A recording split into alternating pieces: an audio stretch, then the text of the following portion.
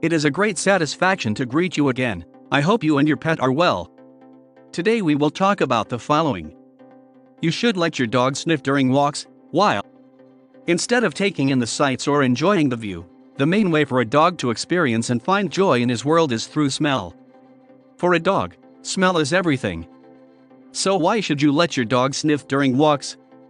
While people like to use their phones to check social media or the news, dogs use a similar search system in their brains. They are literally sniffing out important new discoveries and insights that are the equivalent of checking your email. 1. Your dog's sense of smell is extraordinary.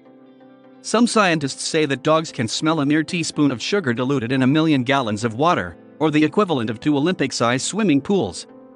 Even your average couch-loving pup has sniffing superpowers.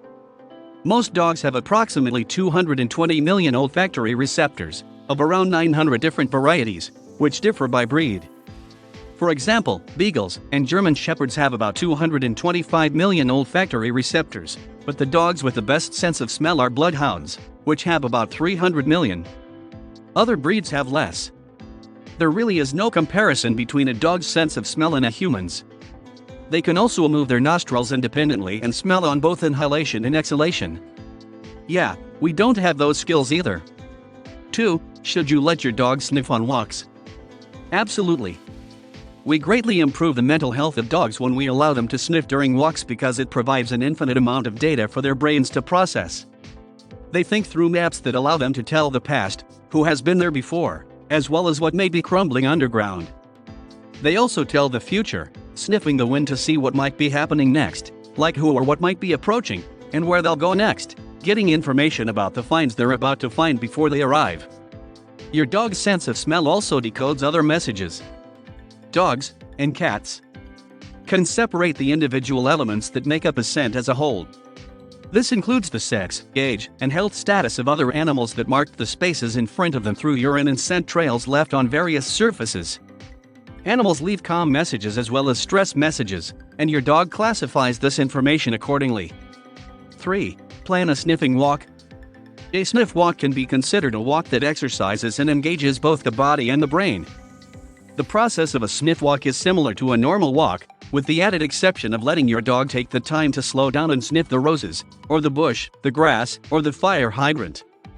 Most of us don't want to linger while walking the dog, but I advise being patient enough to allow your pup to sniff as he pleases. Instead of dragging the dog, allow him to move at a more comfortable pace. If he stops to sniff, let him sniff. Or, if he's interested in investigating a certain area, let him do it. 4. How long should you let your dog sniff on walks? As long as he wants.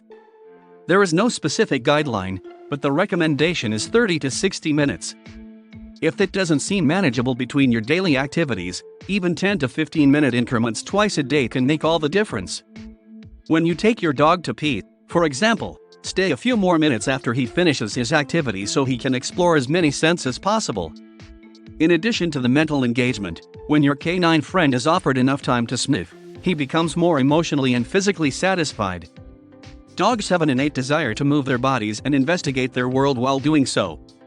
Sniff walks allow for both, as they have the opportunity to follow their nose and learn, leading to a happier, more content, and fulfilled dog. It is a pleasure to inform you and help you. If you have not subscribed to the channel, you should do it now. Take care of yourself and your furry friend, a hunt, and until the next video,